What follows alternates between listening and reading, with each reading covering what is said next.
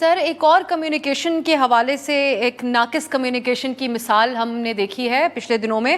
وزیر خزانہ کئی دن سے عوام کو یہ بتا رہے تھے کہ آئی ایم ایف جو ہے وہ ایک لاسٹ ریزورٹ ہے، اس کو ہمیں پازیٹیولی دیکھنا چاہیے، جو چیزیں امپلیمنٹ کرنے کا وہ ہمیں کہتے ہیں۔ مصدق صاحب آ کر کئی بار اپنے کئی انٹرویوز میں ریپیٹڈلی یہ بات کہہ چکے ہیں کہ آئی ایم ایف کی جو شرائط ہوتی ہیں ہمیں عوام کے سامنے بتانا چاہیے کہ اگر ان کے اوپر ہم عمل درآمد کریں گے تو فائدہ ہماری اپنی معیشت کا ہی ہے۔ لیکن وزیر دفاع اہم ترین وزارت ہوتی ہے، خواجہ آصف صاحب کے پاس ہے،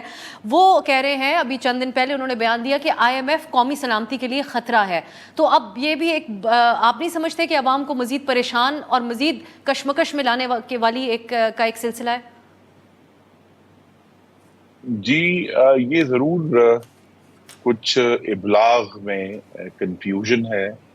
آئی ایم ایف، دیکھیے، ہم جب ان کے پاس جاتے ہیں تو آئی ایم ایف ہمیں براہ راست نہیں کہتا کہ آپ اس چیز کی قیمت بڑھا دیں، یہ ٹیکس بڑھا دیں۔ ان کا ایک ہی مطالبہ ہے کہ جو قرضہ ہم ان سے لے رہے ہیں، ہماری واپس کرنے کی صلاحیت کیا ہے وہ ہمارے پاس، اور وہ پھر جب واپس کرنے کی صلاحیت کا ذکر ہوتا ہے اور پھر ہمارا جو پورے خزانے کے معاملات ہیں وہ سامنے کھلتے ہیں، تو پھر اس طرح کی جو ہے پروپوزلز باہر آتی ہیں کہ ہمیں بجلی کا بل بڑھانا ہے، یا گیس کی قیمت بڑھانی ہے، یا پیٹرولیم پہ لیوی لگانی ہے، تاکہ ہماری جو قرضہ واپس کرنے کی صلاحیت ہے وہ بہتر ہو جائے۔ لیکن آئی ایم ایف کا ایشو کچھ ہلکی سی، میں یا اس کنفیوژن میں اضافہ نہیں کرنا چاہتا، لیکن 2019 میں جو معاہدہ کیا گیا تھا اس میں پہلی دفعہ آئی ایم ایف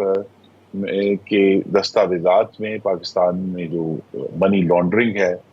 اس کا ذکر آیا۔ آئی ایم ایف نے جو ہے وہ اس وقت کی حکومت کو فورس کیا کہ وہ مختلف قانون سازی ایسی کرے جو پاکستان کی خود مختاری کو نقصان پہنچاتی تھی۔ اور اس کے بعد سے آپ کو معلوم ہی ہے کہ جس طرح ابھی سابق حکمران جو بانی چیئرمین ہیں، انہوں نے آئی ایم ایف کو خط بھی لکھا ابھی کچھ عرصہ پہلے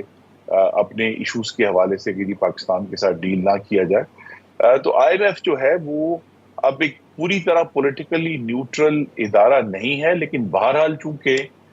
اس کو پوری دنیا کے جو ممالک ہیں جنہوں نے پاکستان کے ساتھ ڈیل کرنا ہے،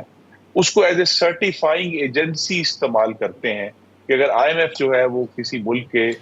فائنینشیل جو بیلنس شیٹ ہے اس کو ویریفائی کر دیتا ہے، پھر باقی ممالک اسی بنیاد پر جو انہوں نے قرضہ دینا ہے یا انویسٹمنٹ کرنی ہے کرتے ہیں۔ تو آئی ایم ایف کی اہمیت اس حوالے سے ہے اور رہے گی۔